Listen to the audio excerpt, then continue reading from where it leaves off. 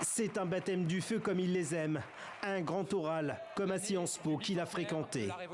Mais c'est en Premier ministre que Gabriel Attal fait face à des députés de l'opposition prêts à ne rien lui pardonner. Gabriel Attal, maître en communication, commence donc son discours de politique générale par la méthode. Parler aux Français, c'est au fond entendre 4 appels à l'action. Pour le travail, pour qu'ils payent mieux et toujours plus que l'inactivité, partout et pour tous. Pour nos services publics, pour qu'ils soient accessibles et de qualité, partout et pour tous. Pour l'autorité, le civisme, le respect des droits et devoirs, partout et pour tous.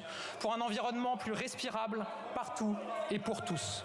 Et je veux l'affirmer, nous n'avons pas renoncé aux grandes conquêtes et à la création de droits nouveaux. Mes chers collègues, juste un peu de silence, il y a un brouhaha continu.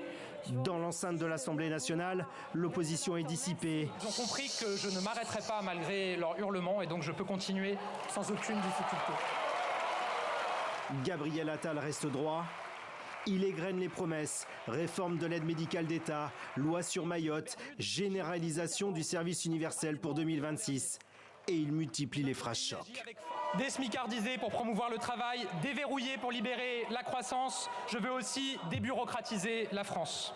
En dehors de l'Assemblée nationale, les agriculteurs sont mobilisés. Gabriel Attal le sait, il doit ménager la chèvre et le chou tout en s'engageant en même temps. Produire, oui, ça vous dérange, produire.